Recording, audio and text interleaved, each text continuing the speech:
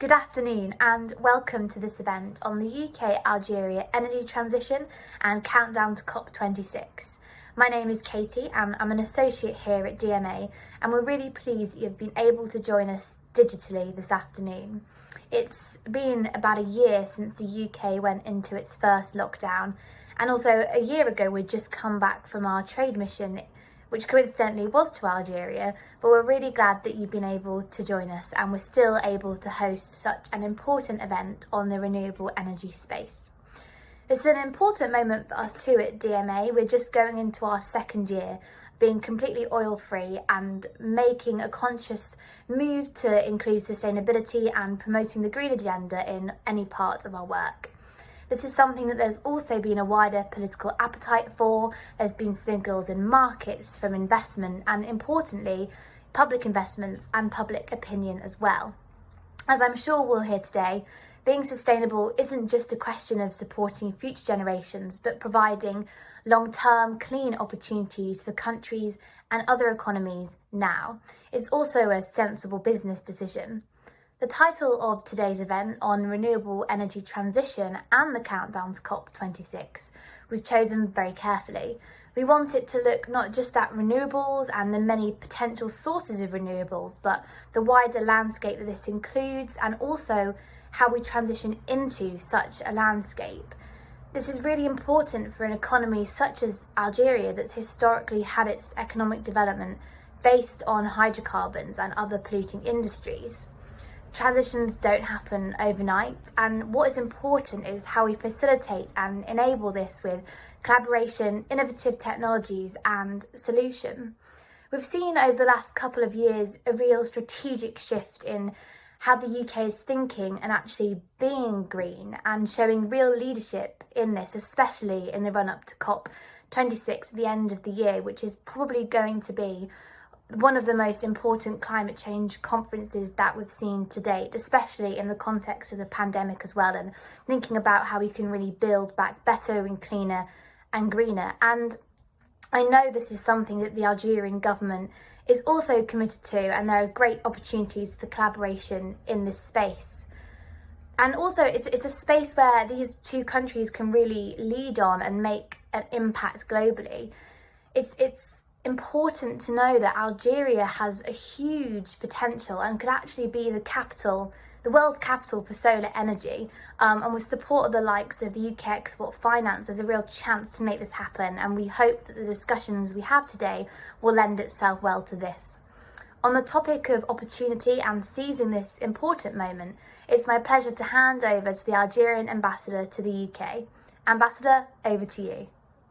Good morning, ladies and gentlemen. First of all, I would like to thank DMA and particularly you, Mr. Adam Sandu, and your staff for organizing this webinar and for selecting this theme, which is important to Algeria and I believe also to the UK, as it is playing a major role in the awareness against global warming, in the development of clean and renewable energies, and as it is preparing to host the next climate change conference at the end of this year. I am confident that with the British leadership, this conference will be a great step forward in the humanity's quest to save our planet from disaster. I can assure you that Algeria will spare no effort to ensure its success. Algeria, like other countries, is in a period of energy transition in order to meet the needs of its growing population and the ever larger demands of its economy. For Algeria, succeeding its energy transition is a major priority and an essential condition to ensure its energy security. It is aware that it cannot and will not rely solely on the hydrocarbon reserves, no matter how important they are and how long they will last. In this regard, the government has adopted a number of policies to promote the development of industries using clean and efficient technologies and to encourage the rehabilitation of the existing production units and factories to bring them into compliance with international standards.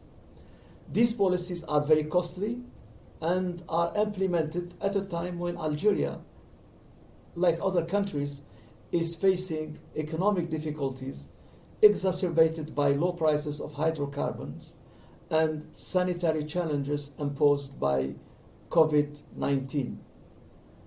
Additionally, the government is rapidly developing the use of renewable energies, which is important to its strategy to reinforce the national economy.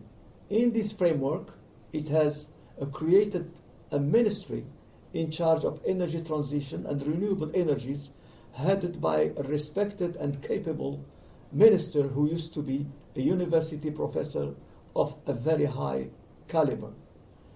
Algeria, with an annual sunshine of 3,000 hours, one of the most important durations in the world, has embarked on a large program to produce 15,000 megawatts, mainly of solar energy, by 2035.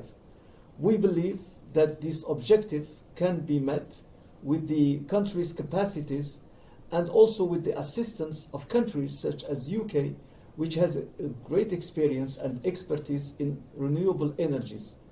I hope that British companies will seize the enormous opportunities in this field, as the two countries are linked by non-double taxation, and as Algeria has adopted many economic reforms that have greatly improved the business climate in the country. These reforms reduced the bureaucracy, provided more guarantees and protection to investors, and these reforms make no distinction or difference between foreign and local investors. These reforms, they also provide for more tax incentives, which will be measured on the basis of the added value of the projects and its capacity to create jobs. Finally, and at the international level, I would like to raise the case of the many countries which do not have the resources to develop their renewable energies and thus are the first victims of climate change, a phenomena which Prime Minister Boris Johnson called rightly a threat to the world security. In this regard, these countries, like Algeria, are seeking the support of the UK to convince the developed countries to provide them with adequate financing and technological support for their climate action, and that is in accordance with the Paris agreements. I would like to thank you for listening and also for your attention. Ambassador, thank you for those excellent opening remarks. It's brilliant to hear that the energy transition is really a major priority for the government of Algeria, and the steps that have been taken to facilitate this, such as making the investment climate increasingly more attractive, establishing the Ministry of Energy Transition and Renewable Energy, who we'll of course hear from shortly, and also that key statistic of 15,000 megawatts of renewable energy by 2035. And I think that says it all, really, in terms of the scale of the opportunities that are available here and the opportunities for collaboration between the UK and Algeria, and our responsibility to act on this globally as well. So on this idea of links between the UK and Algeria, it's my pleasure to hand over to a long-term advocate of this relationship, to Lord Risby, who's the Prime Minister's Trade Envoy to Algeria, for the keynote address. Your Excellencies, distinguished guests, as the Prime Minister's Trade Envoy to Algeria, I am truly delighted to support this event of such real importance and significance.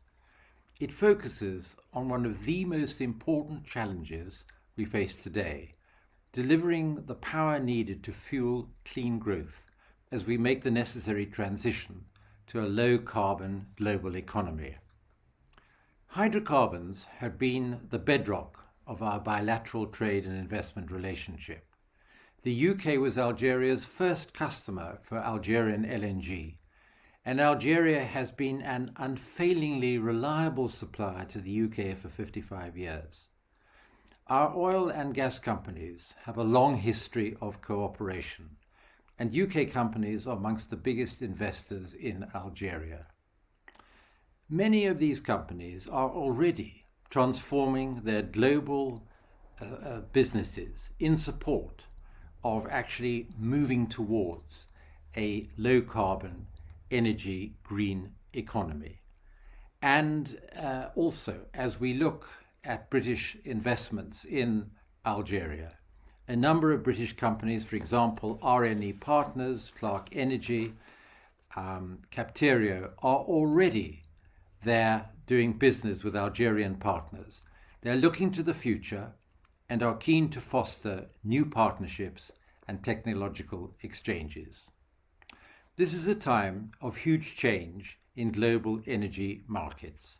We must seize this opportunity to invest in green technologies that are not only future-proof, but also often the most competitive option. Today, more than 45% of our electricity is now being generated by renewable energy. In the UK, we have world-leading expertise in regulation, policy formation, and governance, drivers in place to encourage deployment and cost reduction. This is what we want to share with our Algerian partners. This supportive environment has led to the development of a strong and growing domestic capability across a wide range of renewable energy technologies. We have, for example, the largest installed capacity of offshore wind anywhere in the world. Furthermore, London is regarded as the leader in green finance and a global centre of carbon trading. I am in no doubt that our companies possess the technology and knowledge to help. I am more certain than ever that UK businesses bring the highest standards, assurance and commitment to deliver sustainable solutions and long-term partnerships. The UK is committed to eradicating the contribution to climate change by 2050. In November last year, the Prime Minister Boris Johnson set out an ambitious 10-point plan for a green industrial revolution to support this. This plan, along with the UK's hosting of COP26 this year, is showing that businesses, British businesses, driving innovations are absolutely necessary, which we're doing for this change. They're amongst best placed in the world to deliver the much needed technology to drive clean growth forward. And dozens of the world's leaders will be at COP26, adding to the importance of this important moment. We will continue to provide support through UK Export Finance, the UK's export credit agency, which can be transformational in delivering projects and strengthening investment partnerships. I am delighted that UK colleagues will be telling you more about what is on offer for Algeria during the event today. UK-EF helps UK companies to win orders, to fulfill important contracts. And we are indeed in the top 3 in supporting sustainable deals, more than France and Germany put together. And very importantly, we are now able to provide direct local dedicated backing for overseas buyers if they are able to buy British renewable goods and services. In November at COP26 in Glasgow, we must agree still more ambitious action on climate change, and our Prime Minister will be pressing for international agreement on CO2 emissions by 2060, showing our real commitment and leadership. It is not just climate concerns that precipitate this. Renewable energy is now often cheaper and more reliable than carbon-intensive alternatives.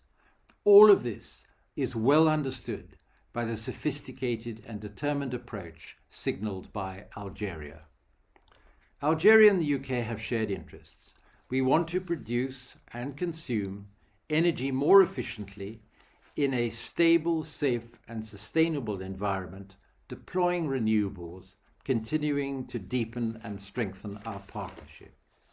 So I greatly look forward to hearing the contributions about Algeria's transition and renewable energy plans for the future today. I'm much looking forward to a very successful and productive webinar. Thank you very much, Lord Risby, and we look forward to hearing from those British companies later today. As you brilliantly said, the UK is a leader in driving forward the green industrial revolution to build back better, support jobs and accelerate the path to net zero. And of course, the energy transition is a key part of this and was something that was mentioned in the 10-point plan. It's amazing to think of what the UK and Algeria can achieve together as we support and move towards those ambitious targets that will hopefully come out of COP26. And from the COP26 team, it's our real pleasure to introduce Janet Rogan, who is the Regional Ambassador for the Middle East, North Africa, Eastern Europe and Central Asia. Janet, over to you. Your Excellencies, Lord Risby, Monsieur Merouane, distinguished guests. It is a great pleasure to join you for this important conference, and I would like to take the opportunity to thank colleagues in the British Embassy in Algiers and DMA for bringing together actors from across the whole renewable energy landscape. I recognise also the very experienced and distinguished representative of the Algerian Ministry of Energy Transition and Renewable Energy, Monsieur Merouane. COP26 will be a special COP, a checkpoint 5 years after COP21 and its 15-year agenda taking us to 2030. Let us remember that 2015 was also the year the Sustainable Development Agenda 2030 and its 17 SDGs was agreed. Tackling climate change is SDG 13, and SDG 13 is indivisibly linked to all the other 16 SDGs and the pledge to leave no one behind. And COP26 will take place against the background of the devastating global impact of COVID-19. The nexus between climate change and COVID-19 is one reason COP26 is so important. The technical data are showing that global greenhouse gas emissions are not falling fast enough, adaptation efforts are lagging behind, global finance targets were already falling behind before the impact of COVID-19, impacting not only climate action but also sustainable socio-economic development. The UK's aim is that COP26 will unite the world on a path to a zero carbon economy as we build back better from COVID-19 with a greener, more resilient and inclusive global economy. To do this, we need an agreement at COP26 that accelerates action to reduce emissions, strengthens adaptation and resilience to impacts, scales up support and finance, protects and restores nature, and empowers inclusive action.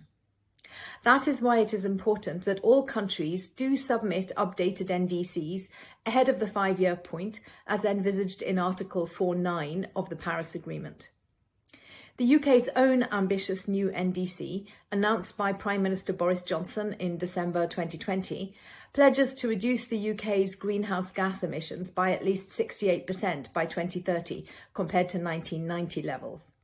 This is the fastest rate of emissions reduction announced by a major economy to date. Mr Johnson also published a 10-point long-term plan for a green industrial revolution in the UK, covering a broad agenda including clean energy, transport, nature and innovative technologies. This approach is an example of a whole economy approach for both the near and the long term. Complementing mitigation efforts, countries should also draw up and submit adaptation communications in line with Article 7 of the Paris Agreement. This demonstrates the balance between mitigation and adaptation needs and can help countries to share experience and technical assistance, including through the Adaptation Action Coalition announced at the recent Climate Adaptation Summit. Transition towards renewable energy solutions is a significant opportunity for public policy and private investment to come together. Since 2010, the cost of solar power generation has fallen by 85%, and the cost of wind power generation has fallen by 49%. This represents an opportunity for both public and private sectors. In Algeria, the proportion of land suitable for solar and wind power is well above the global average, giving Algeria the potential to become a regional leader in solar power generation. Adaptation of this kind, matched with efforts to implement existing mitigation commitments, such as rigorous action to reduce gas flaring, could have a significant impact on Algeria's carbon footprint. Global trade in low-carbon goods and services has been accelerating and is expected to grow from £150 billion in 2015 to up to £5 trillion in 2050. Transition to new zero is creating the greatest commercial opportunity of our age. Achieving net zero requires a whole economy transition. To deliver the Paris Agreement and achieve global net zero, the whole system needs to have transitioned by 2050 at the latest. Private sector participation is vital to achieve this level of ambition. More collaboration is needed between governments, state-owned enterprises, private sector and civil society to accelerate progress towards the Paris Agreement goals. The Climate Ambition Alliance and its Race to Zero campaign is the largest ever coalition of leaders committed to reaching net zero by 2050. It brings together 120 countries, 1,000 businesses, 36 investors, nearly 500 cities and regions, and more than 500 universities. Its members represent over 70% of global GDP and covers nearly a quarter of CO2 emissions. The Race to Zero campaign urges businesses, investors, cities and regions around the world to commit to reaching net zero by 2050 at the latest. I leave you with a strong invitation to all businesses, cities, regions and investors to consider joining the Race to Zero. Thank you, and I wish you a fruitful discussion today.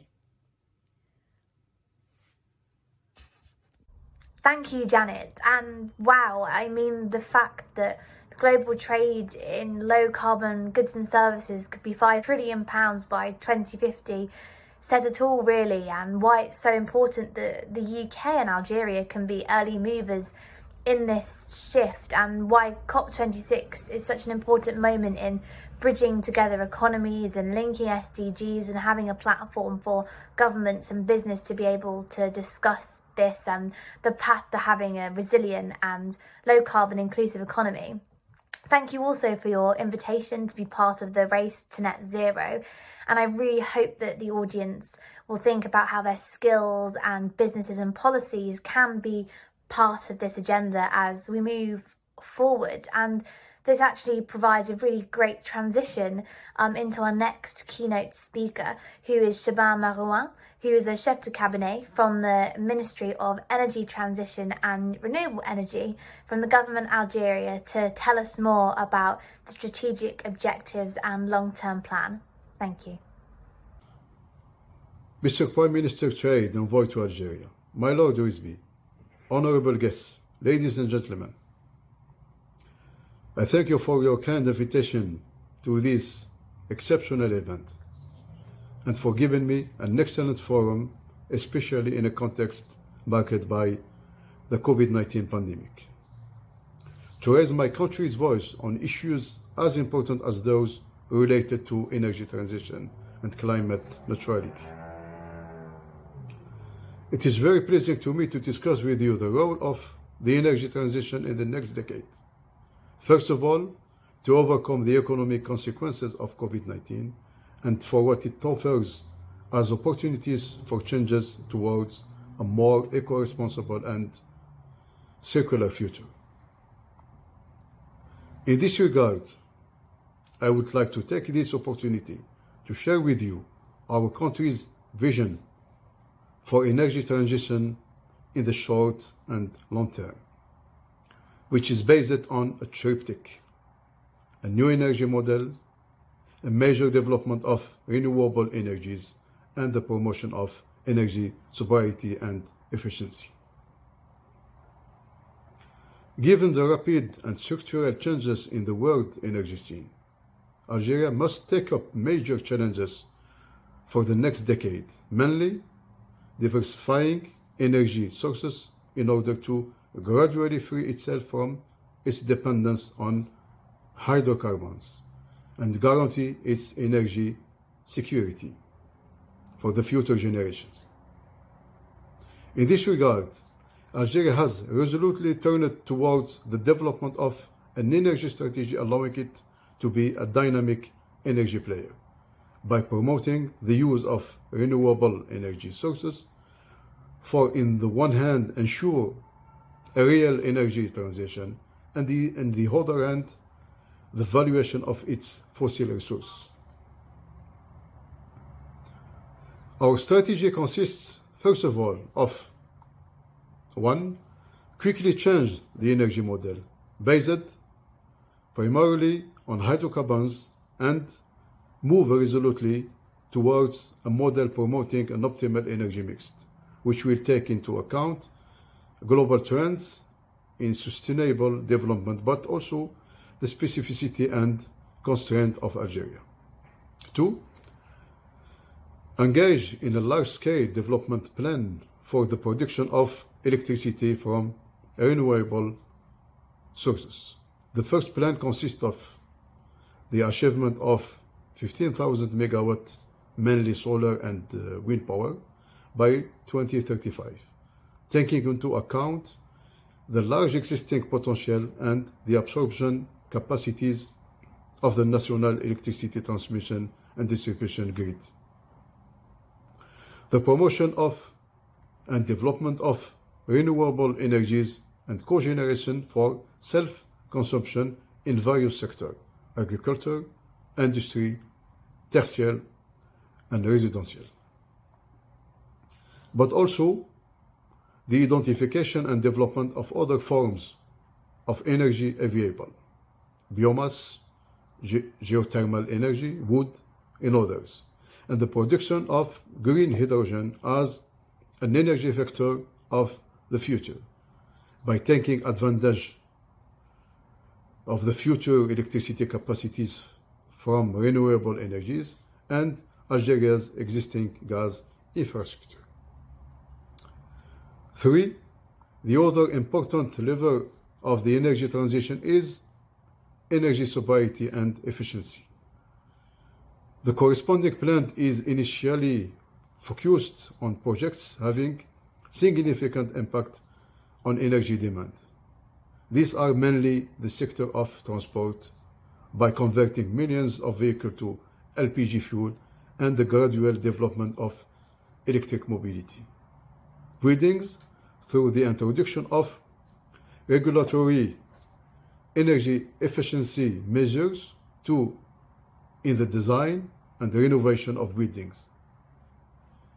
Improving the energy performance of residential lighting, public lighting, and household appliances.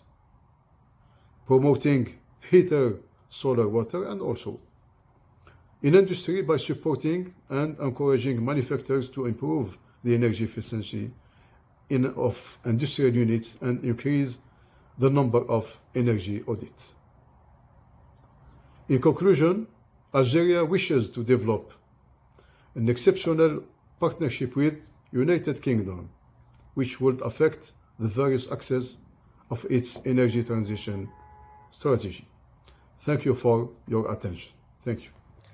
Thank you so much, and what a brilliant ending to our keynote session, to be able to hear from the new ministry about their vision and what the new energy model is going to look like, and how the many different sources of renewables can be part of this diversification that is so important to Algeria, and also the role that the UK can play in supporting greater energy efficiency and making Algeria a real dynamic player in the energy industry. It's now my pleasure to hand over to Jeremy Oppenheim, who's the founder and senior partner of Systemic, which is a system change company that partners with business, finance, policymakers and civil society to make economic systems truly sustainable.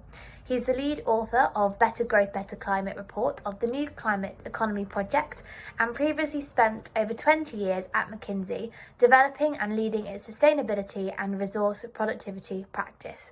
We're really looking forward to your take on the global energy transition. Jeremy, over to you.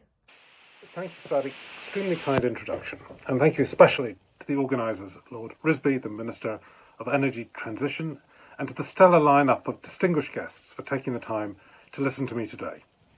The conference aligns very well with our work. Our work at Systemic is on supporting transitions in the energy system and in nurturing real-world market-based solutions. And our work with the Energy Transitions Commission is focused specifically on building a multi-sectoral approach to the transition. The ETC works with many of the groups that are represented here today, from the energy companies, their consumers, governments, regulators, and of course the investment community. I'd like to cover three things with you today. My stock take on where the world is on the energy transition, the world's expectations for COP26, and finally some reflections on Algeria. First, let me start with the global stock take on the energy transition. The climate science is of course clear. Greenhouse gas emissions are driving climate change. We are already seeing the impact with rising sea levels, increasing forest fires, hotter summers, and more extreme weather events. In Paris in 2015, governments agreed to keep global warming well below 2 degrees Celsius and to make efforts to keep it below 1.5 degrees. And to do that, we need to get CO2 equivalent emissions to zero by mid-century, and ideally for them to halve by 2030. The UK was the first country to set net zero by 2050 in law. Since then, many countries and governments have made similar commitments. And Biden has brought the US back into the Paris Agreement. We now have a once-in-a-generation opportunity to scale zero-carbon industries in the 2020s, creating prosperous growth, millions of new jobs, and much more resilient economies. Global momentum is accelerating as renewable costs continue to plummet. And of course, carbon prices are rising, and I think across many, many countries, public opinion is shifting in favour of stronger climate action. Power generation has also reached a tipping point where low-carbon solutions can outcompete legacy high-carbon businesses. And that's not just, if you will, new against new. It's in some geographies, it's new renewable energy against legacy, if you will, operating costs of high-carbon assets. And we are beginning to see tipping points, not just in the power sector, but in other sectors as well. Financial markets can clearly read the writing on the wall. And the smart money, as we see it, is already moving into clean technologies and solutions. And it's moving at scale. Now, turning to COP26, COP26 is, of course, a moment to raise ambitions, to reconfirm, recommit, and accelerate the pace of change. It will be very important that governments around the world redouble their efforts to drive highly ambitious contributions to the climate agenda. And of course, that requires not just high-level targets, but specific plans and specific policies and specific investments. And those plans and policies will not only drive public investment, but have the potential to drive private investment as well. And we are seeing very substantial shifts in the behavior of companies in sectors that you might not have anticipated, from aviation through to shipping, through to, of course, some of the heavier industries, cement and steel.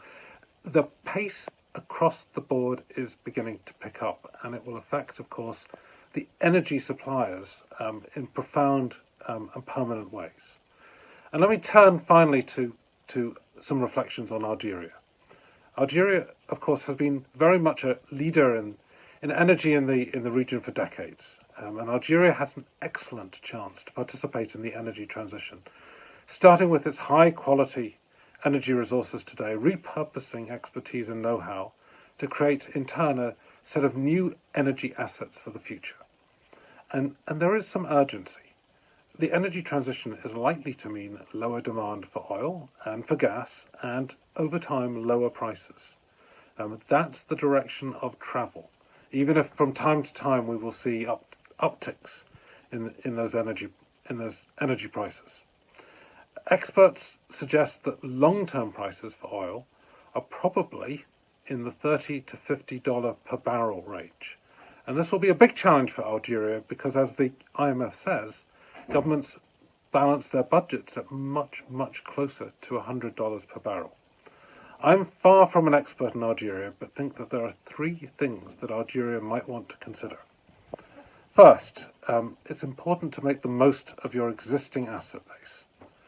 To satisfy domestic demand growth and maximize exports, Algeria will need to work on efficiency and selective investments in hydrocarbons. Algeria needs to minimize waste, and gas flaring reduction springs to mind as a key opportunity for the country. This is especially important since the EU is proposing to implement carbon border tariffs from 2023.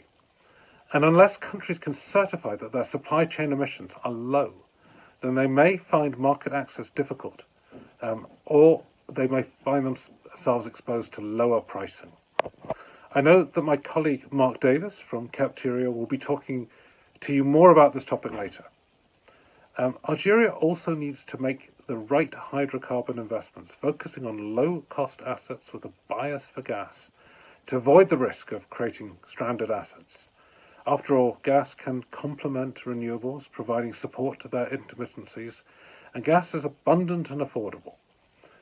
There also might be a role for carbon sequestration and storage, where Algeria has already led the world with the CO2 injection project in the Salah field.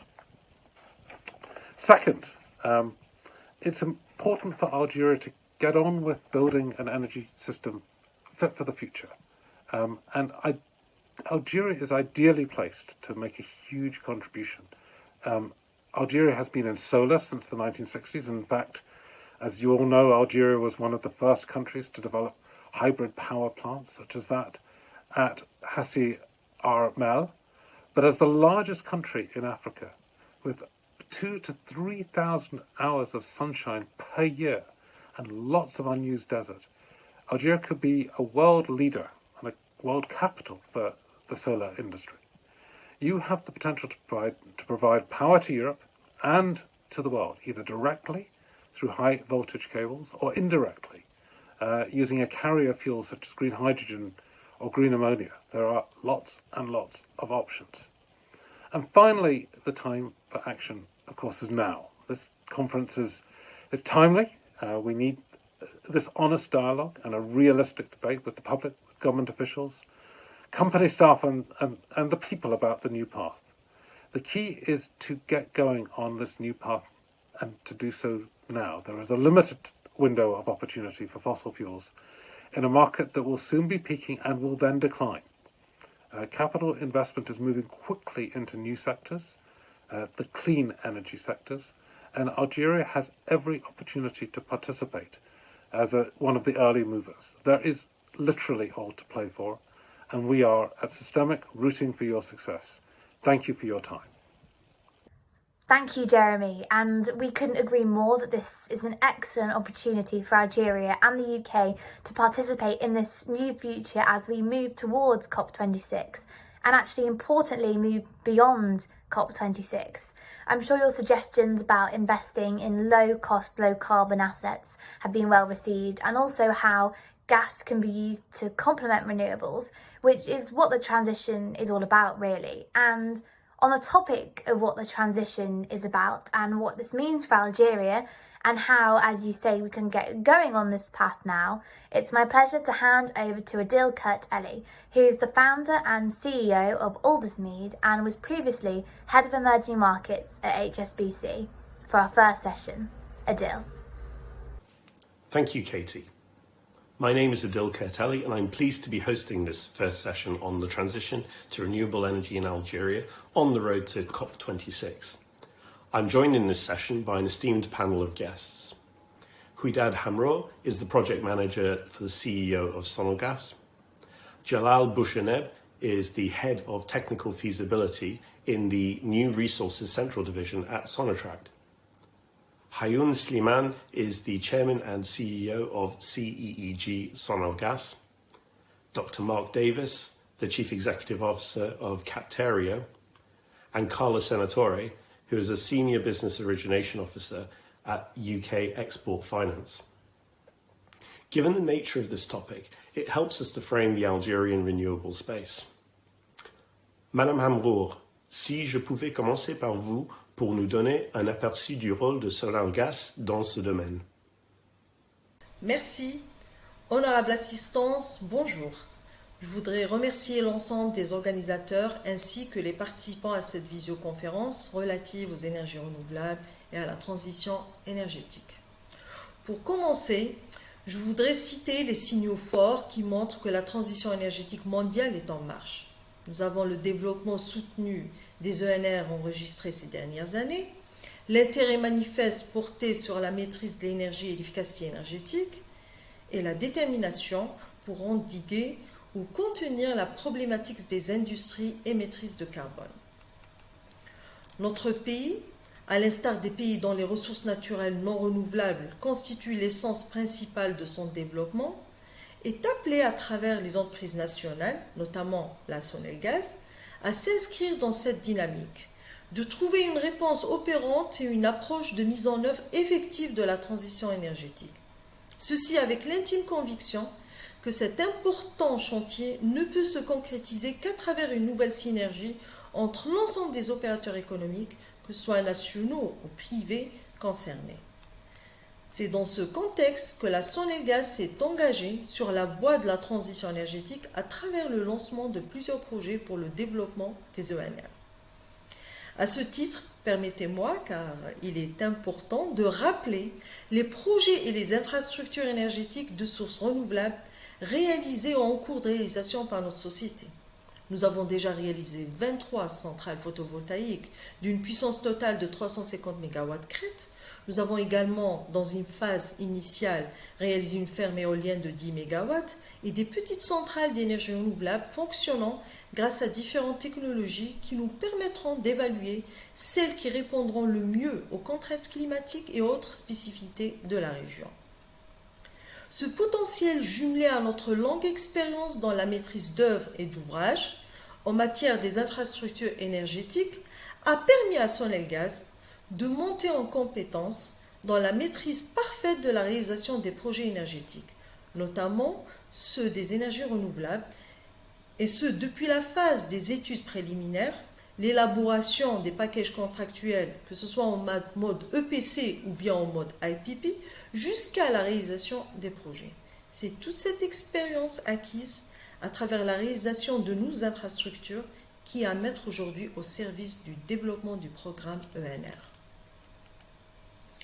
Aussi, Sonelgaz, dans sa stratégie, cherche à consolider sa position d'acteur majeur de la transition énergétique consacrée comme priorité du plan gouvernemental. En effet, de par sa mission, notre entreprise constitue un levier de développement économique majeur qui, à travers sa politique industrielle, mise sur l'investissement dans de nouveaux créneaux qui génèrent une forte valeur ajoutée via le développement d'une industrie nationale chargée d'assurer la fourniture d'une partie des équipements destinés au secteur de l'énergie électrique en général. Au-delà de sa stratégie de développement industriel, Sonelgaz, soucieuse de contribuer à la préservation de l'environnement par la diminution de l'impact de l'émission des gaz à effet de serre de ces centrales fonctionnant au combustible fossile, à inscrire parmi ses axes stratégiques le développement des ENR. C'est dans ce contexte que le groupe Sonelgaz a aussi lancé un programme d'hybridation des centrales turbines à gaz et centrales diesel existantes au niveau du Grand Sud algérien. Ces investissements que je viens de citer, Sonelgaz les a réalisés sur fonds propres. En effet, le groupe Sonelgaz, comme je l'ai déjà évoqué, veut se positionner en tant qu'acteur majeur dans les ENR et a déjà engagé des réformes structurelles, y compris en termes de digitalisation, pour intégrer dans le système électrique des énergies intermittentes dont l'origine est un ensemble de petits réseaux décentralisés. Mesdames et messieurs, la transition énergétique alliant création de richesses, protection des ressources naturelles et préservation de l'environnement est inévitable. Pour cela, dans son plan de développement, Sonelgaz a mis en place un processus de passage aux énergies renouvelables et à l'efficacité énergétique et considère que cette transition est la meilleure voie pour assurer le développement futur de l'économie nationale. Aujourd'hui, le défi de l'Algérie en matière de transition énergétique consiste à mettre en place une véritable activité économique orientée vers les énergies renouvelables. Nous avons développé une expertise, capitalisé une expérience et aujourd'hui, nous souhaitons examiner toutes les opportunités de partenariat, étudier tous les mécanismes de financement et des montages innovants et surtout partager l'expérience des autres pays pionniers pour concrétiser le programme des ENR en Algérie. Je vous remercie pour votre attention. Merci, Madame Amrour. Following on from this insight, I'm pleased to bring Jalal Boucheneb to explain the role of Sonatrach in the transition agenda. As you know, Sonatrach is a member of OPEC countries, so it's a producer of oil and gas. And to speak about its commitment to the energy transition, we have to go back to the trend of oil and gas companies that need to diversify their project portfolio to transition to renewable energy to enable a low carbon future and help mitigate the worst climate change impacts. In this context, Sonatrach is reviewing in depth the way it consumes energy, integrates new alternative energy sources, and reduces at source its consumption and waste of all forms. Three axes are to be addressed. The most important one, it's regarding demand. It's about energy efficiency. And the second one is about supply, how we produce electricity. It's about renewables. And the third one is the carbon footprint reduction. It's about gas flaring reduction mainly, and then the promotion of clean fuels usage. To speak about how this is committed and the current plans, the investors' requirements, the partnership opportunities, we have to say that Algeria has committed to renewable energy by creating a dedicated program which was adopted by the government since 2011. This program has been revised twice. In its latest version, it consists in installing a capacity of 50,000 megawatts of renewable energy sources at the horizon 2035 for the national demand. To support this program, the government has published a specific decree 1798 of the 26th February 2017 to frame the deployment of the projects. It describes the procedures that apply to renewable projects in Algeria. The main procedure to achieve scale utility projects is a call for tenders for developers, IPPs. So the independent power producers, it is then expected from the successful IPP to build a partnership with the major energy actors in Algeria in order to install the new plants. This partnership will be subject to Algerian law and regulations in terms of finance. Thank you, Jalal. With that background on the strategy and support of this important area, I now hand across to Hayoun Slimane, who will give us some insights into the opportunity for IPPs in the Algerian renewable space. Monsieur Slimane, the floor is yours. In the continuity of the presentation, allow me to present a feasibility study for the support of the realization of the work I will to present for you the Algerian Renewable Energy Program, the prospects and opportunities for independent power producer. My presentation, I will to start this for any information or the general information about Algeria. Algeria is officially the People's Democratic Republic of Algeria, is a country in the Maghreb region of North Africa. Algeria is the largest by area in Africa, covering an area of nearly 2.4 million square kilometers. Algeria has a population of 44 million people. So Sonalgaz is the historical operator in the field of electricity and gas energy supply in Algeria. I want to give you any information for Sonalgaz the few numbers for power generation. For example, for installed capacity is the 22,000 megawatt, the length of electrical transmission network, the length of transportation network, for electric distribution network, for gas distribution network, and the important number of the consumers electricity is the 10 million consumers. So 98% for consumers in the different network in Algeria for Sonal gas. Just any information, another for SIG. SIG is the subsidiary of Sonal Gas, created in 2009. SIG is in charge of the project management, studies, supervision, work control, reception and entry into service of equipment, and of realization of energy infrastructurized project, electricity and gas production, mains, gas transport networks, and high voltage renewable energy. And this is in the best technical condition of cost, quality, and fulfilling the deadline. In Algeria, the actual situation for the renewable energy is the production of electricity energy renewable is distributed throughout the national territory with an installed capacity of 600 megawatt. This energy is produced by of the following type of plants, and the photovoltaic power plant is polycrystalline silicon with a total capacity of 400 megawatt national territory, and the wind farm 10 megawatt at Chabane. Chabane is the other countries in the south of Algeria, and the solar power plant, one SPP1 in the locality for El Gouat in the southern Algeria for 115 megawatt. And in this power plant, we have hybridization for 25 megawatts.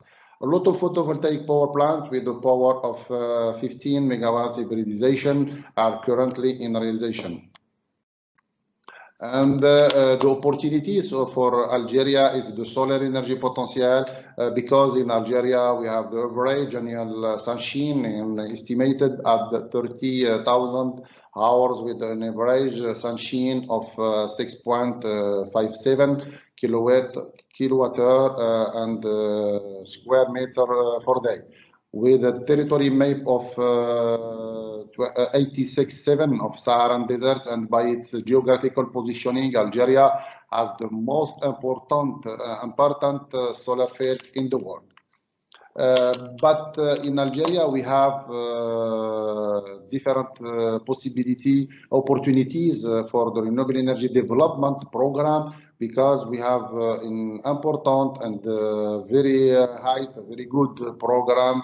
The renewable energy program consists of installing renewable power in the order of 20,000 megawatt by 2013. This program includes pushing utilization for 1,100 under feasibility study, upgrading networks, and introducing smart grids. An important program of photovoltaic solar power plant is planned for 2024. The project consists of the realization of a lot of photovoltaic solar and power plant with a total capacity of 4,000 megawatts distributed in the Algerian territory. Sorry. Another program of photovoltaic solar power plant with a total capacity of 15,000 is planned for 2035. And we have the target for 2013 renewable energy for solar PV, for solar CSP. Our strategy and our proposition for realization for this ambitious program is the power plant will be built by independent producers. Solar power plant projects are planned to be carried out with foreign and domestic investors in association with Sonal Gas and Sonatrach in the form of BU, build and operate, independent electricity produced, APP, or in general non-public producers are private entities which own or operate installations to produce the electricity and then sell it to buyer, public service, and other users. The government of Algeria gave the different facilities for different operating provide, and Algerian has set up an attractive legislative and regulatory system for the development of renewable energies and energy efficiency. The law of electricity and distribution of gas by pipeline, the priority access to renewable energy, the thirdly facilities in the incentive framework for renewable energy, for regulation, for bidding process, auction. The fourthly is the promotion of local manufacturing of renewable energy equipment throughout industrial development and the progressive national integration. And the last facilities is the creation of the Commission for Renewable Energies and Energy Efficiency, with is responsible for developing as a national strategy for the development of the sectors and its implementation. In the conclusion, I wish to say with this brief presentation, we have given a clear idea of Algeria's ambitious program, its solar potential, and the regulatory environment set up for the promotion and the development of renewable energy. To close the chosen strategy, namely the realization of this ambition program by the independent power producer APP, take into account that they onshore with their proven experience and their know-how the whole of the construction of the power plant from its development until to its financing and day-to-day operation. And thank you for your attention. Thank you, Hayoun, for this summary of the opportunity. I'm pleased to bring in Dr. Mark Davis, CEO of Capterio, to showcase some of the independent companies that can also help with the transition agenda. Thank you for that extremely kind introduction, and it was great to hear from each of the distinguished speakers too.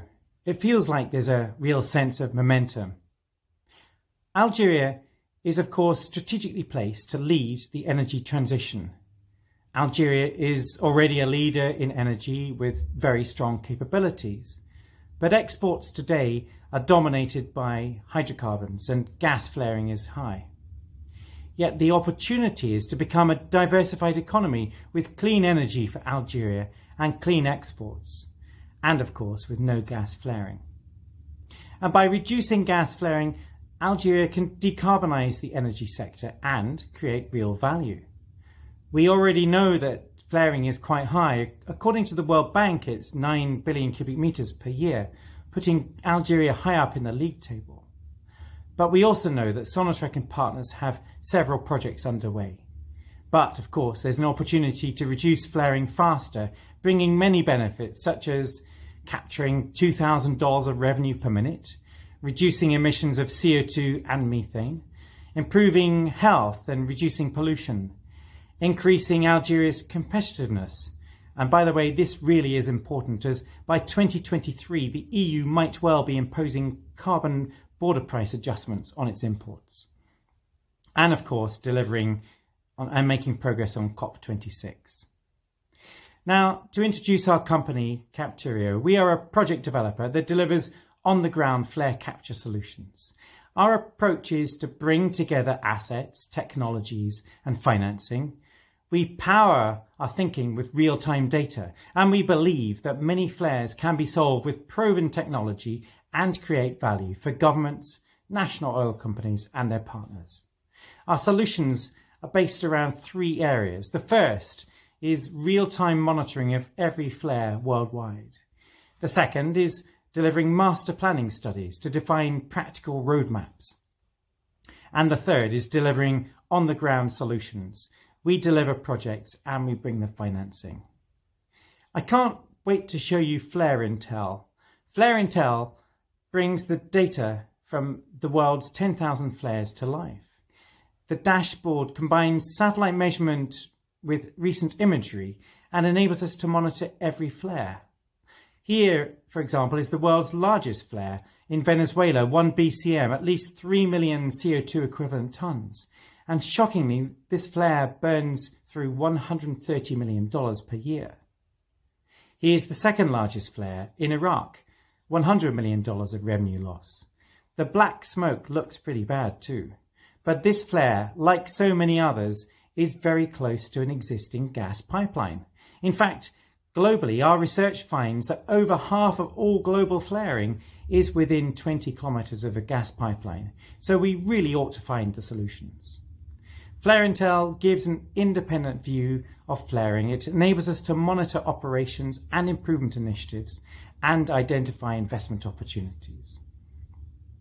To bring the data to life, here are a couple of examples. The top example is a great success story. This flare site has been flaring for many years at high rates, but congratulations to the operator for stopping the flaring in September 2020. The emission savings from this flare alone are 2.5 million CO2 equivalent tonnes.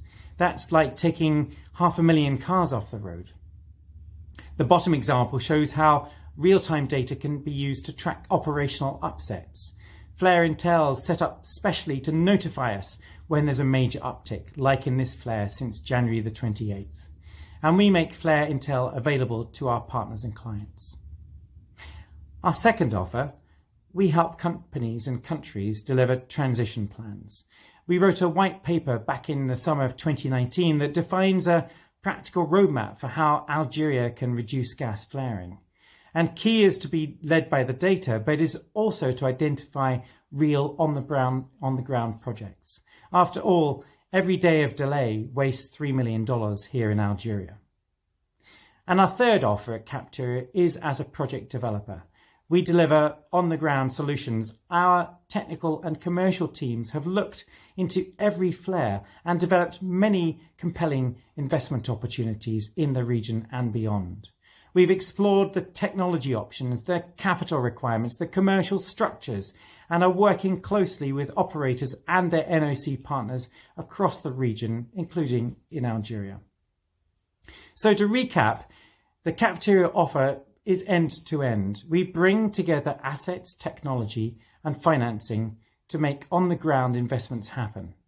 And in today's ESG-focused world, reducing gas flaring is an ideal investment opportunity and a priority. It's a quick win that enables us to reduce emissions, create value, deliver progress on COP, and accelerate the energy transition.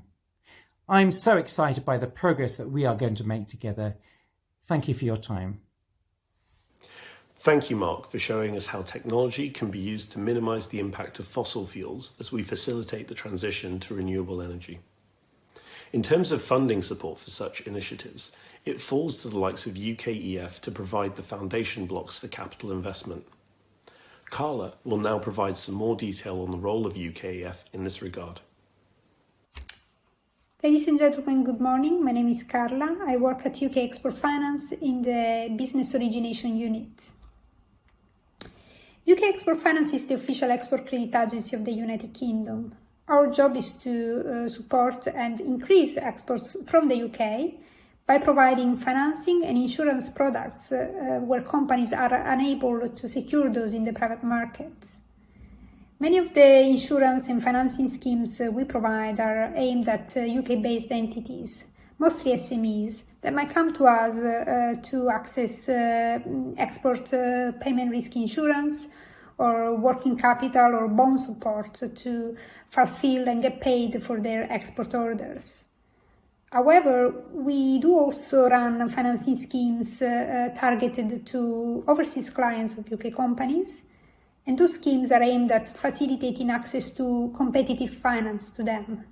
And this is to incentivize them to procure from the UK and to allow them access the funds needed for such procurement. This means that corporate or government entities in Algeria that wish to raise debt for the financing of projects in renewable can potentially access UKF financial support, as long as they are prepared to procure a minimum of 20% of goods or services from the UK to realize those projects. Our support normally takes the form of a guarantee to the bank that provides the loan, UKF guarantee has the power to mitigate the risk in the transaction so that the bank is able to then charge lower interest rates. UKF support also comes with long repayment tenors. Normally, our tenors can go up to 10 years, but for renewable energy in particular, we are able to offer tenors of up to 18 years instead.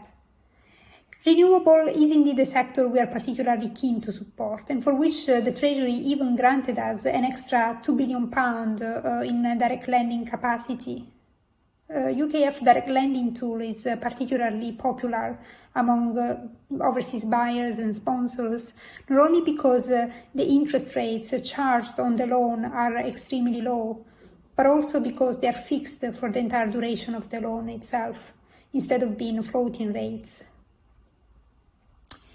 In line with the UK government's commitment to tackle climate change, UKF is now ready to work with countries all around the world to help them unlock their renewable energy potential and support a transition away from fossil fuels and towards low carbon solutions. Last year, we provided £230 million in export credit support for a major offshore wind plant in Taiwan. We also provided over £40 million of financing for the construction of two of the largest solar plants in Spain. And building on the success achieved in these and other markets as well, UKF is now keen to pursue renewable opportunities in Algeria as well. We have considerable risk capacity for the market with up to £4 billion risk appetite. In addition to that, UK companies are pretty strong and have good capabilities in areas such as green tech or green finance, as well as engineering, design and services. So Algeria's need to pursue a successful low-carbon strategy can really open up tremendous opportunities for win-win trade relations with the UK in the renewable space. And we think that UKF product suite can really help develop those relations. Thank you, Carla. With our panellists having set the scene, it makes sense for us to now drill just a little bit deeper. Perhaps if we could start with you, Carla. With such significant support for Algerian investment, is there a quick win here? Do we need to identify a significant or achievable project, or is it best to spread ourselves across a number of initiatives? Thank you, Adil. UKF doesn't have any preferences in terms of size or number of initiatives to support. Our support is available on a first-come, first-served basis, which means we are open to receive applications for funding of bankable projects of any size, as long as those projects meet our requirements in terms of UK content, and we can receive applications for up until when the total risk allocation of £4 billion available for Algeria gets fully used up. Jalal, this is good news for entities such as Sonatrach. Given the potential for support, what does Sonatrach see, therefore, as its role in diversification? Have you looked at alternative fuels and other energy sources? To speak about Sonatrach's role in diversification, alternative fuels, and power generation, we have to say that Sonatrach has the ambition to diversify its project portfolio in order to address energy transition, mainly renewables. In parallel, Sonatrach has an interest into biofuels. The opportunity to invest into pilot projects is under analysis and evaluation.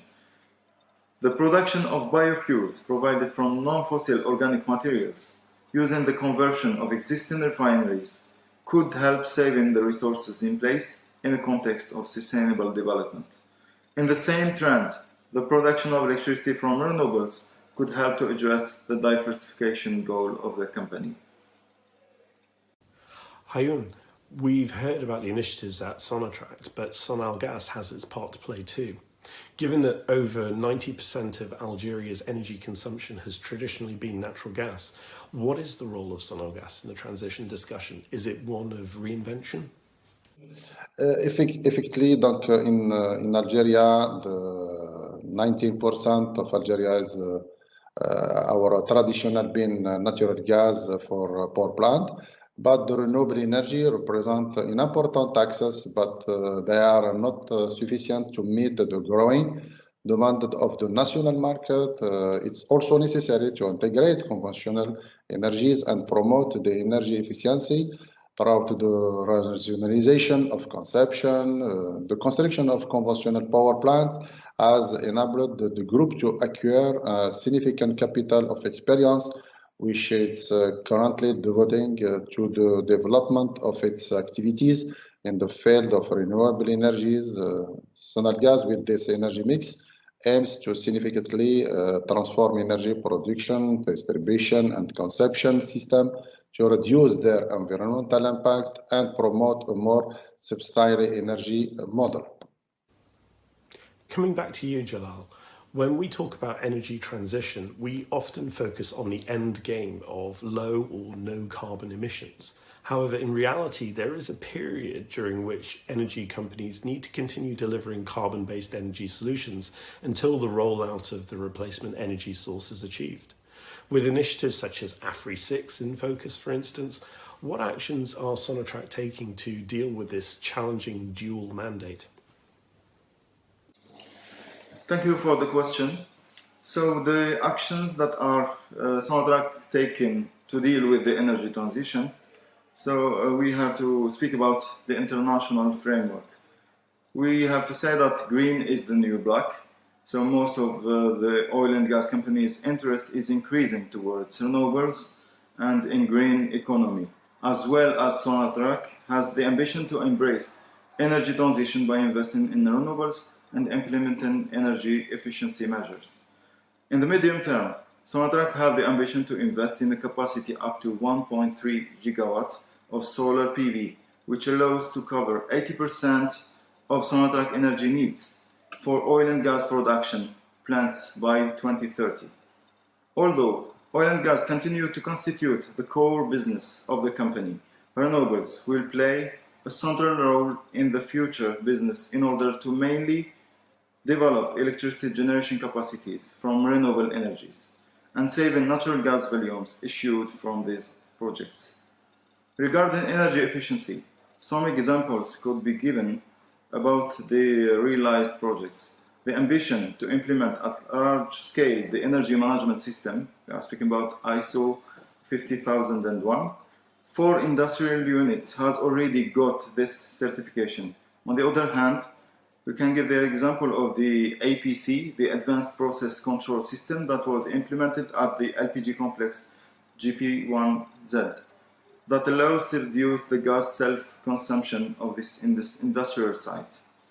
Also, many energy audits has been achieved through the signature of a memorandum of understanding between Sonatrach and APRI. APRI is the National Agency of Energy Efficiency of Algeria. In addition to that, Sonatrach have joined the operation of zero routine flaring by 2030. This program aims to end by 2030 the systematic gas flaring. To be mentioned that Sonatrach has started gas flaring reduction since 1973. In light of this, can these be budgeted in parallel, or is there a need to make some difficult decisions on priorities? So regarding budget and priorities of the projects, annually all Sonatrach projects are ranked according to maturity and economy, then included into a plan for investment for the next 5 years. Since Sonatrach has created a specific direction in charge of implementing renewables, this direction has its dedicated budget, as this new business is of a great importance and it's dealt in parallel to classic oil and gas projects portfolio. And so, Jalal, where does this leave us in terms of funding for the transition? Where does it come from? Is it internal resources such as cash flow, or is this a leverage play using externalized funding? So we have to say that Sonatrach is willing to deploy all means to succeed in implementing its projects, including the funding by investing through internal resources. Although all possible extra funding by leveraging project finance could be analyzed according to the potential projects in the future. So coming back to Carla, if we hear about the need to prioritise and support such initiatives, how quickly can UKEF support be deployed for the right projects? In terms of estimated timeline for receiving a UKEF-backed loan or UKEF direct funding, this may vary a lot depending on a number of factors, such as the complexity of the structure of the deal, with project finance deals normally requiring longer due diligence process. It may also vary according to the accuracy and speed at which UKEF is provided with the relevant project documentation throughout the different phases of the deal underwriting process. I would say that normally it might take 3 to 6 months roughly for a project, for a transaction to conclude in more straightforward situations. But it's not unusual to see complex and larger deals take over 1 year to reach financial closure due to the enhanced level of credit risk assessment and due diligence needed in those situations. So staying with you, Carla, are you able to maybe share some examples of projects that are under consideration to help guide our viewers today? Thank you, Adil. We are proactively developing our support for low carbon sectors, and we have a growing pipeline of clean growth projects under consideration, spanning from solar and wind farms construction to sustainable farming and clean water infrastructure. We can't share details of deals still under assessment, but we can for sure mention a couple of deals we recently closed in the clean growth space. So, for example, last month we announced £200 million support for the Greater Changhua 1 project in Taiwan. Changhua 1 is a 605 megawatt offshore wind plant which will provide energy to over 650,000 households across the region. Various UK firms secured contracts for the supply of equipment and services for this project, and this is why UKEF could get involved and provide a considerable level of support for its realization. In Zambia, we're financing the design, construction, equipping and operation of 108 rural clinics and 3 hospitals across the region, which will all be powered by solar technology. The UK firm which is carrying out the construction is NMS Infrastructure Limited, and in order to support this project we are providing the government with a loan with a direct loan worth £244 million. Again, in Africa, we're also providing the Ghanaian government with a direct loan of £27 million to finance the delivery of a water project by UK firm Aqua Africa. Aqua Africa is providing a solar technology to sterilize water and make it potable for households across the country. So those are just a few examples of transactions recently supported in the green growth space, and we would certainly love to identify and support similar projects in Algeria as well. Hayoun, not everything is simple when we pivot a sector. What do you see as the risks to failure for transition in a market such as Algeria? Effectively, donc, we are in all transition, we are the risk, but the risks identified by the experience of Algeria in the past years, as Samad upping the resistance for the change of the human being in general, and the lack of monitoring and evaluation of all stages. The transition to a new energy model will be ensured in the implementation for a well-studied renewable energy and the development program with supporting a set of measures to ensure in its success. Carla, sticking with the challenges, what are the hurdles that you see to successful deployment? Are there limits in the way that UK-EF can support funding from the private sector in either bank or bond format? Thank you, Adil. UKF mandate is exactly to fill the gaps in the provision of finance and insurance from the private sector.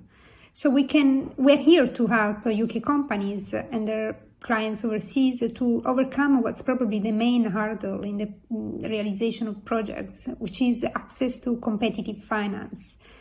And we can support all sorts of structures. We can do project finance, we can do PPPs, we can also do Islamic finance and debt capital markets financing. However, it is important to stress that we can only support bankable projects, meaning projects that have a reasonable risk structure and that see banks or other financial institutions willing and comfortable with taking at least some level of risk. We will also expect projects to have sufficient UK content, of course, and we will expect projects to be developed and led by companies that have relevant experience in the sector. So those are really the key areas that can determine the success or the failure of a UKF application and project implementation. So, Jalal, as Carla mentioned, we need to see bankability in projects to ensure funding support. Given this is a factor, how is Sonatrach planning to bring renewable energy into existing oil and gas production and infrastructure? What are the latest trends, for example, in carbon reduction projects within Algeria? Thank you. So, Sonatrach is planning to bring renewables to oil and gas production. To speak about its projects, so I have to say that Sonatrach is willing to generate electricity on site by introducing mainly solar photovoltaic. Why solar photovoltaic? Because of the economy of the projects. So the power plants based on solar photovoltaic technology, there are two conditions that are required. The existence of a gas pipeline in order to make it possible to evacuate the said natural gas, and the existence of the electricity grid in order to ensure that the new solar PV doesn't impact negatively the oil and gas production. We are speaking about service reliability. Also, economy is the main driver of the projects to be implemented. To speak about some projects, examples that has already been implemented, we have to speak that Sonatrach has already a PV plant located in BRM, Wergla, and a solar thermal plant called SPP1 located in Hassermel.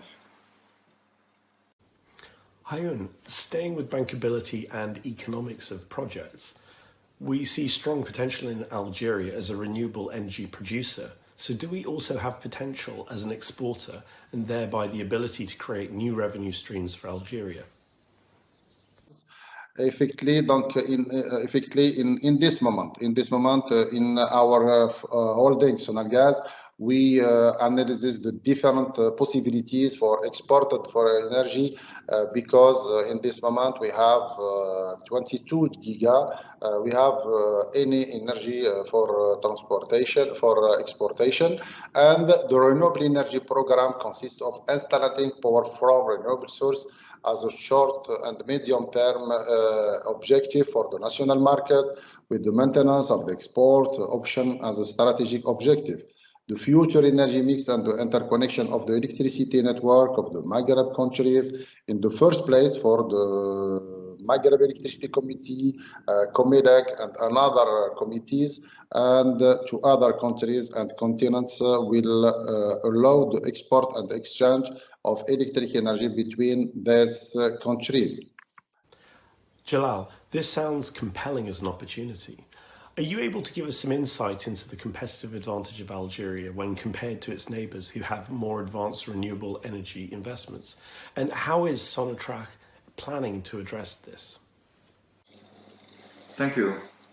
Algeria is considered to have high solar irradiance, and adding to that, it is the 10th country in the world in terms of surface area. It intends to exploit these advantages in order to develop utility-scale power plants. The creation of the new ministry, dedicated to both energy efficiency and renewables, could lead to paving the way to rationalize energy consumption in the first case, then invest heavily in renewable projects. What's important to say about energy efficiency targets, that the objective of Algeria in the context of the ENDC, intended nationally determined contribution, is to reduce greenhouse gas emissions by 7% to 22% by 2030, compared to a business-as-usual scenario. So it's conditioned on external support in terms of finance, technology, development and transfer and capacity building. The 7% greenhouse gas emissions, the reduction will be achieved by national means. Sonatrach, as the national oil and gas company and a solid financial stakeholder, is completely aligned with the government program and could help implementing the national strategy by taking advantage of its existing infrastructures to valorize gas pipelines and ships, and investing in new opportunities. We can speak about biofuels and green hydrogen. Well, this brings us to the end of our session on what is a key investment opportunity for Algeria, and also vitally important to the global climate change agenda. I would like to thank my panellists for their participation and their fascinating insights. Thank you for joining us, and it now gives me great pleasure to hand back to Katie McCoshen of DMA, who is your host for the next panel. Thank you, Adil, and thank you too for a brilliant opening session to this event. And it now brings us on to our second session, which is specifically on renewable energy solutions and investable opportunities. So we're really going to take the time to delve down and to look at what is being done in Algeria and the opportunities for UK businesses. It's my pleasure to hand over to our first speaker, Adel Baba Issa of Renewable Energy Partners, to give the private sector's insight into Algeria, which I hope you find encouraging. Adel. My Lord, Minister, Your Excellencies, ladies and gentlemen, good afternoon. Firstly, I'd like to thank DMA, DIT and the Algerian authorities for both organising this event and for inviting me to speak to you today. As you may be aware, Algeria has for a decade had one of the largest and most ambitious renewable energy programs in Africa. In its revised form, it still stands at 16,000 megawatts by 2035. As Africa's largest country, Algeria has abundant available land and possesses one of the best solar resources on the planet. Therefore, there should really be no obstacles to what Algeria can achieve in this field. However, the uptake of projects has so far been rather slow, with only about 400 megawatts of renewable power connected to the grid. Nonetheless, we are encouraged by the creation of a dedicated Ministry for Energy Transition and Renewable Energy, and look forward to working with Minister Chitour and his team. We are confident that they will find in the UK a strong and willing partner that is ready to engage in the transformation of Algeria's power generation sector. A partner with considerable experience and expertise that can be shared with Algeria, with an industry present across the entire value chain of renewable energy, which makes the UK one of the world's largest renewable energy producers. Indeed, our Algerian viewers may be surprised to know that there is currently more installed solar PV capacity in the UK than there is in Spain or France, countries considerably sunnier than the UK. As a developer focusing on and off-grid solar PV, we engineer, design, build and operate projects exclusively in the Middle East and Africa. We have been present in Algeria since 2013. To date, we have been able to develop the first private solar PV farm under the feed-in tariff regime.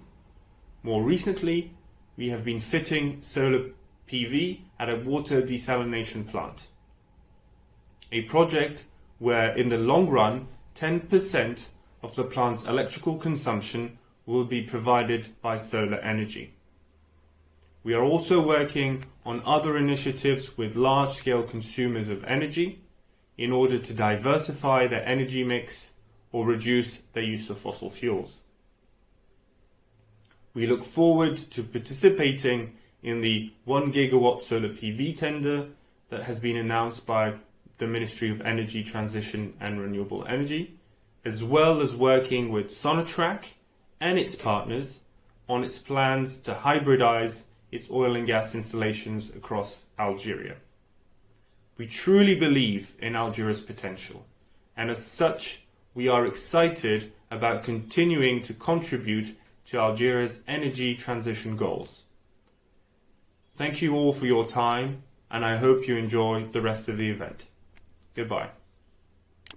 Thank you, Adele. I really was surprised to know that the UK has more installed solar PV than France or Spain, especially considers the UK's relative lack of sunshine compared to these countries. And given that Algeria experience so much more sunshine, it really shows the scale of the opportunity there. And thank you for having so clearly explained that the UK really is a confident and willing partner. And of course, it was great to hear about the initiatives that you've been running and will continue to run as well. Now, a key part of the energy transition is energy efficiency, because energy efficiency affects the amount of greenhouse gases that are emitted, which is of course a really important part of climate change adaptation. We've heard a little bit today about how energy efficiency is part of the Algerian government's renewable energy plan, but to hear a little bit more about this and the role of UK investors in energy efficiency, it's my pleasure to hand over to Kamel Dali, who's the General Director of APRU, which is the Algerian Energy Efficiency Agency. Over to you. Ladies and gentlemen, good morning. I am very happy to be with you today to give you some information about energy transition and energy efficiency in Algeria. First, I introduce myself. My name is Kamel Dali. I'm the General Manager of the Algerian Energy Efficiency Agency. Energy transition and efficiency objective. The energy transition to a zero carbon energy system will require both a shift to renewable energy and major increase in energy efficiency. These are usually treated separately but are not independent. Energy efficiency is the constant of any transition to a cleaner, more secure and more sustainable energy future. The two main sources of energy efficiency improvement are: 1. Greater technical efficiency from the implementation of energy efficiency technologies. 2. Structural economic changes that result in the production and consumption of goods with lower energy intensity. National Energy Efficiency Program. The National Energy Efficiency Program focuses on all three sectors of activity that have a significant impact on energy consumption, building, transport, and industry. It aims at reducing some consumption by 10% through energy substitution and introduction of efficient equipment and technologies. For the building sector, the program focuses on the introduction of thermal insulation of housing, new housing, and existing housing. The promotion and the generalization of efficient lighting, the large diffusion of solar water heaters, and the improvement of the energy performance of electric equipment. For the transport sector, the program aims to promote the most available and least polluting fuels, LPG fuel, natural gas fuel, dual fuel, and electric locomotion. For the industry sector, the program aims to carry out an energy audit program and an investment program to promote cogeneration, the improvement of thermal and electric processes. The role of the private sector and international audience in improving energy efficiency. 1. Promote the partnership. 2. Technology transfer. Develop technology transfer, concrete project, and capacity building. Challenges of energy efficiency. Energy efficiency is the first fuel and can make the energy transition affordable, faster, and more beneficial across all sectors of our economies. An energy transition strategy must be led by energy efficiency, and the Algerian government is ready to continue to support the stakeholders in reaping many benefits of energy efficiency through detailed analysis, sharing of policy, best practices, and training activities. How unique UK investors can help us overcome the biggest energy efficiency challenges. 1. Reducing energy consumption in the energy intensive sector of transport and building. The emergence of alternative energy models that diversify energy sources. Developing renewable energy sources such solar, wind, and hydro. Developing electric mobility. Developing the thermal insulation market by offering a high-performance, low-cost insulation. Thank you very much. Thank you so much for that really insightful presentation on what the agency and what the Algerian government is doing more widely to support energy efficiency and the wealth of opportunities within buildings, transport and industry, whether it's solar water heaters or whether it's energy efficient lighting, and of course energy efficiency on a much bigger scale too. It was also great to hear the 3 takeaways there for partnerships, technological transfer and capacity buildings that the UK can really get involved with in Algeria. The government is very willing and ready to support stakeholders. I think we can really see that. It's now my pleasure to hand over to Sabi Amara, who's the Africa Director for Clark Energy, which is a big power provider in the renewable energy space, to hear more about the private sector's perspective. Clark Energy is a British international company specializing in engineering, installation and maintenance of distributed power generation solutions. We are present today in 27 countries and have installed more than 7 gigawatts of engines which use different types of gas, natural gas, biogas and also flare gas. Clark Energy has been very active in Algeria since 2011. We have been able to secure a gas engine fleet of more than 70 megawatts, allowing high efficiency power production and also engine heat recovery. Early last year, we commissioned our first installation based on landfill gas near Algiers. This clearly reflects the new interest in this type of renewable energy and also marks the start of a new energy chapter in the country. Algeria today has all the ingredients to manage successfully its energy transition with skilled manpower, natural resources, land and climate. This transition includes energy efficiency, resilience, and optimized energy mix with the right renewables. Private companies have already started looking for energy efficiency solutions, but the large-scale deployment of these solutions is still limited. It is today extremely important to put in place the right overall framework, incentives, and financing schemes to further promote these initiatives, such as the cogeneration, and encourage private companies to invest with the right return and payback period. We talk about renewables. Most of the time, we only mention solar and wind. It is worth mentioning here that biogas and hydroelectricity are the only renewables with reliable, continuous, and steady power output. Regarding biogas, several sources are available today in Algeria.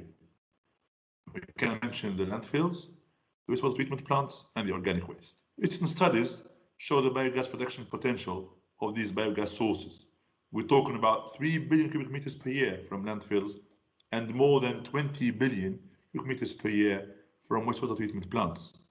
As a reference, we need around 130 cubic meters per hour to produce 250 kilowatts from the smallest engine of Clark Energy. So the main benefits of this biogas are the following. So it's the production of a continuous renewable energy. It's also a production of a low carbon fertilizer from the waste which is treated. And the third one is the avoidance of landfill gas escape and reduction in carbon emissions, knowing that methane on a weight basis has 21 times the global warming potential of carbon dioxide. On the wastewater side, as the cost of energy rises and the emphasis on renewable energy increases, local authorities and municipalities are seeking solutions that save money and meet renewable requirements. Power generation or cogeneration based on this biogas provides a renewable energy solution which results in long-term savings. It offsets as much as 2/3 of a plant's power demand and eliminates the need to purchase fossil fuels for plant heating processes. Alternatively, biogas upgrading plants can convert this biogas to biomethane for injection into the natural gas grid or for vehicle fuel. The valorization of this biogas brings many benefits. First of all, it's a generation of a renewable and continuous energy from a waste material. Second is the economical on-site power production with reduced transmission losses. It's also the reduction in carbon emissions, especially compared to aerobic sewage treatment. Finally, is the production of a low-carbon fertilizer and soil improver, which can be used in the agricultural fields. The third point is relating to the flare gas, which is also known as associated petroleum gas, APG, or field gas. The volume of Algerian flare gas exceeds today 3 billion cubic meters per year. This gas can be converted to power at high efficiency using Clark Energy's gas engines. This power can be used for the provision of electricity and heating on site, whilst eliminating the cost of diesel deliveries to remote areas. The use of flare gas as fuel is an excellent way of reducing carbon dioxide emissions that might result from diesel consumption and transportation, reducing operating costs and mitigating road safety risks. The advantages from the flare gas valorization are as follows. So the first point is the disposal of a problem gas while producing power. This problem gas has a fee because Algeria is paying a fee for each 1,000 cubic meters of flare gas, and this fee amounts to 150 euros, which is a big amount if we consider all the volume which is being flared today. The second point is the avoidance of liberation of methane into the atmosphere, knowing that methane, as said previously, has 21 times the global warming potential of CO2. And the last point is the independence in terms of power supply for the oil field. These different solutions, including cogeneration, biogas and flare gas valorization, with significant potentials in Algeria, need to be considered and included in the energy transition strategy of the country, together with solar and wind projects. Microgrids, which include more than one source of energy, solar and gas and storage, for example, could also be added to the list. As a longer-term vision, Algeria could become Europe's and the Maghreb's backbone for the production and storage of green hydrogen. Clark Energy has already in its product portfolio a 1 megawatt gas engine with 100% hydrogen input. With a straight-to-the-point and balanced energy strategy, we can confirm that the future belongs to Algeria. Thanks a lot. Thank you, Sabi, and I'm sure the audience will agree that the future does belong to Algeria, and how great to hear about all the other opportunities in renewables aside from solar and wind, which of course are the ones that we have talked about the most, but also the importance of biogas and hydrogen in really supporting the energy transition agenda. Algeria really does have all the ingredients it needs to successfully manage its energy transition. We're coming to the end of this session, and we'd like to go to our last speaker, who is Sami Agli, the president of CAPSI, which is an organisation that brings together companies that represent all areas of activity in Algeria in industry and trade, to talk a little bit more about technology and entrepreneurship and the importance of skills in the renewable energy transition. Thank you, Cathy. Lord Risby, Son Excellence Monsieur l'Ambassadeur du Royaume-Uni en Algérie, Son Excellence Monsieur l'Ambassadeur d'Algérie au Royaume-Uni, Monsieur le représentant du gouvernement britannique, Monsieur le représentant du ministère de la Transition énergétique et des énergies renouvelables, Mesdames et Messieurs, permettez-moi tout d'abord de remercier au nom de tous les membres de la Confédération algérienne du patronat citoyen les organisateurs de ce webinaire dédié à la transition énergétique. Le secteur de l'énergie a toujours été le socle de l'économie nationale et l'Algérie restera, certes pendant encore plusieurs décennies, un acteur majeur sur le marché des hydrocarbures, mais les différents chocs pétroliers ont démontré que ce modèle économique n'est pas viable à long terme, et que nous devons dès maintenant réfléchir à l'après-pétrole. De nombreux changements ont bouleversé le marché des hydrocarbures et nous devons en tenir compte. La baisse substantielle et vraisemblablement structurelle du prix du baril du pétrole annonce la fin de l'ère du pétrole cher. Nous ne pouvons ignorer non plus la baisse drastique des exportations des hydrocarbures et des recettes fiscales pétrolières et l'augmentation de la consommation interne à laquelle il faudra faire face progressivement et qu'il faudra rationaliser. D'autres nouvelles donnes nous interpellent dans l'émergence d'un marché des hydrocarbures non conventionnels grâce aux avancées technologiques qui ont facilité l'exploration et l'exploitation. Mesdames et messieurs, au plan interne, l'urgence pour notre pays de se retourner vers une transition plus en faveur des énergies renouvelables tient notamment d'une consommation interne de gaz qui devient insoutenable, de la chute des prix du pétrole et du gaz sur le marché mondial et de l'apport des ENR en matière de développement économique et création d'emplois et de nouveaux métiers. Pour nous, à la CAPSI, la recherche d'alternatives aux énergies fossiles doit être considérée comme une priorité nationale. Car c'est de la sécurité énergétique de notre pays dont il s'agit. Cette recherche d'alternatives passe nécessairement par une transition énergétique qui doit s'appuyer non pas sur une énergie monosource, mais sur un mix énergétique où les énergies renouvelables trouveront leur place. Les enjeux sont considérables.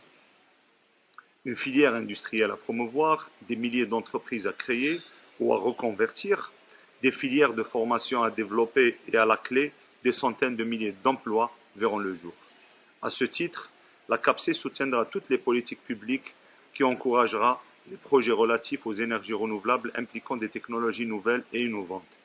Les entreprises algériennes ont un rôle central à jouer pour faire face aux défis de cette transition énergétique. Ces défis sont aussi autant d'opportunités pour renforcer le leadership international des services et des entreprises algériennes vers une Afrique subsaharienne qui ambitionne de développer 30 gigawatts de solaire à l'horizon 2025. Il s'agit là d'impulser une véritable dynamique du tissu économique local et faire émerger à terme des champions qui partiront à la conquête de l'Afrique où des opportunités sont réelles et abordables pour nos entreprises. Nous souhaitons, avec vous, voir émerger des dizaines de chefs d'entreprise et d'entreprises ou des champions économiques de grande envergure dans tous les segments du secteur des énergies renouvelables. Le solaire, le photovoltaïque et le solaire thermique, l'éolien, la biomasse, la géothermie sont réellement une priorité. L'enjeu de l'amélioration de l'attractivité aussi de notre marché doit être la prospérité et la compétitivité des entreprises, dont l'engouement pour les énergies renouvelables et les différentes activités du secteur de l'énergie est considérablement. L'industrie des énergies renouvelables algérienne, qui repose sur des matières premières inépuisables, doit démarrer sur de bonnes bases. S'il y a bien un secteur vers lequel il faudra s'orienter et mobiliser toutes les énergies et la politique d'entrepreneuriat et d'investissement, c'est bien celui-là. C'est un secteur d'avenir dont dépend grandement la réussite de la transformation de notre économie. Les entreprises algériennes ou mixtes doivent en être les leaders et l'investissement direct étranger viendra en appoint de ces entités locales. Mesdames et messieurs, la diversification économique doit se traduire en action, car la crise est bien là, et pour qu'elle ne devienne pas structurelle, il est impératif d'agir dans l'immédiat. De grands bouleversements géopolitiques et géostratégiques sont en train de s'opérer dans le monde, et notre pays doit se positionner savamment pour ne pas rester en marge. Le marché de l'énergie connaît des mutations significatives, auxquelles nous devons nous adapter par anticipation. Il convient donc de fixer des objectifs précis, réalistes et faisables pour composer et maîtriser notre mix énergétique. Construisons notre stratégie en tenant compte des paramètres liés à l'environnement, au territoire, aux ressources humaines, à la disponibilité des richesses naturelles, à la progression fulgurante de la demande interne et de l'évolution du marché externe. Comme vous le savez, mesdames et messieurs, la transition énergétique est une question complexe, transverse, qui concerne tous les secteurs d'activité économique. Gagner la bataille de l'énergie, c'est bâtir un nouveau modèle économique basé sur le travail et l'innovation et non pas sur la rente pétrolière. Une économie est jugée puissante, non pas par rapport à ses performances en temps de prospérité, mais à ses capacités de faire face aux crises conjoncturelles. Il est temps de nous engager avec énergie dans la transformation de notre économie. Il s'agit de changer le modèle de croissance algérien, historiquement tiré par des hydrocarbures, par un nouveau modèle plus diversifié et plus enclin à intégrer des ressources d'énergie propres et alternatives, qui seront à l'initiative de la création d'industries nouvelles. Il ne peut y avoir de transition économique sans une transition énergétique. Je vous remercie pour votre aimable attention. Merci beaucoup pour votre présentation. Thank you very much. And we've actually got some questions that have been coming through during the course of the day, and of course many that have been submitted ahead of this afternoon. We'd like to ask you a couple now, if that's okay, and I'll kick off with the first one, which is, what would CAPSI's message be to international investors wishing to partner with Algerian businesses in renewable energy, and what are the key opportunities for them? Thank you, Cathy. Algeria has one of the highest solar fields in the world, over a land area that allows it to take full advantage of solar energy. In addition, the duration of sunshine over almost the entire national territory exceeds 2,000 hours annually and can even reach 3,900 hours, especially in the highlands and the Sahara. Also, an IFC report from September 2020 shows that Algeria has the first wind potential in Africa, with an average capacity of 7.7 gigawatt. To meet this high potential and the concern for the national energy mix, Algeria launched in 2020 a program of 15,000 megawatt of renewables by 2035. The first 1,000 megawatt will be launched this year. The local industrial fabric will develop with the production of equipment necessary for the development of renewable projects. In particular, solar energy such as PV panels, cables and support of panels will be interested in completing this ecosystem with the integration of inverters and transformers, without forgetting also the transfer of a know-how locally with the training component. In this context, the CAPC invites all the international companies, in particular British companies, to participate in this development of renewable energy program by joining forces with the private Algerian companies. Thank you very much, Sami. And our next one actually leads on from the first question, and it's from the perspective of the private sector in Algeria, what are the benefits of Algeria's investment climate for those looking to invest in renewable energy, and what improvements could be made to make the climate more favourable? Renewable is an important market. There are transactions between private and state and other between private. For the first case, on the one hand, the specification for renewable projects will only be released in June according to announcement of the Ministry of Energy Transition and Renewable. I think it will be an IPP with the PPA contracts, therefore guaranteed for the period of the contract. On the other hand, there are small capacity rooftop projects that are handled between the private sector and state institutions in the form of an EPC contracts. For the second case, private-to-private contracts exist, but only in an EPC. There are several foreign companies that are active in this field. They work alone or with the local partners. Business in the area is fluid.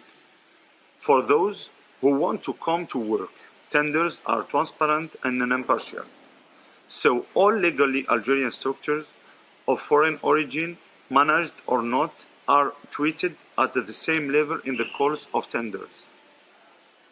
Local content is a fundamental parameter in participating in calls for tenders. Aid existing in this area in the integration rates are high enough. The aid is on the fiscal or financial nature. ANDI is the specialized agency for investors, and which support them in the execution of aid guaranteed by the state. Aid is different between the north, the highland, and the south of the country. Thank you. And this next question I know you touched on in your presentation earlier, but it would just be great to know, what does CAPC see as its role in furthering the green economy and developing the renewable energy space? Does technology and digital innovation have a role to play in this? Our role in the energy transition is clear, and we wish to bring its reflection and its belief in the energy mix, including a large part of renewable, while placing the Algerian company at the heart of the strategy. The energy transition seen by our organization is based on 5 pillars, which are the energy mix, including massively renewables, energy efficiency, smart energy, power to X, and internationalization. Yes, technology and digital innovation is a centerpiece in our thinking. The world is moving towards smart energy, which naturally embeds technology and digital innovation. Thank you again. And with this technology and digital innovation, there's a really important role for skills, and particularly skills for green jobs. So building on that, in developing and investing in renewable energy, what are the opportunities for job creation and skill development? It has been shown that the deployment of renewable energies at the scale of country leads to massive job creation. For example, in 2017, 8.8 million jobs were created worldwide for around 900 gigawatt of renewable energy installed, or an average of 10 jobs created per megawatt installed. We are confident that the development of this renewable in Algeria would bring job creation across the entire value chain. Thank you so much again, and that really does bring us to the end of this second session, which has been about the investable opportunities in the renewable energy landscape, and we hope you've enjoyed the panel. We've just got time to go to our last speaker now is the British Ambassador to Algeria, Her Excellency Sharon Wardle, who's going to deliver the closing remarks for this afternoon. I'm delighted to have been invited to make some closing remarks at today's UK-Algeria Energy Transition and Countdown to COP26 webinar. I'd like to start by thanking Your Excellency Ambassador Benguerrah, Janet Rogan, the UK's COP26 Regional Ambassador, Chabane Merouane from the Ministry of Energy Transition and Renewable Energy, and all of the speakers. Between you, you have set out very clearly our respective countries' strategies and goals. I'm amazed at how much experience we have been able to share within this sector.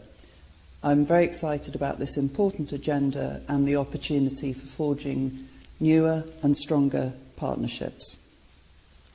Of course, Algeria has always played a globally significant role in the energy markets through its natural resources.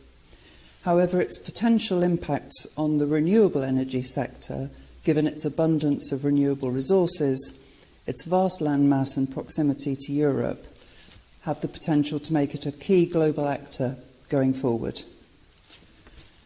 We would like to see Algeria and the UK businesses forming partnerships in this sector, not only because of the geography and location, but because of the ambitious green agendas that our countries both share.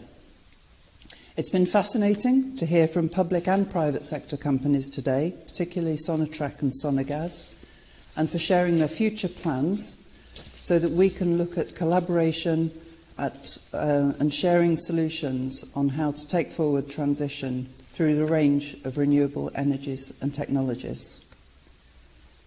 You've heard from today's speakers about how, as we recover from the global pandemic, we have the opportunity to build back better, greener and cleaner.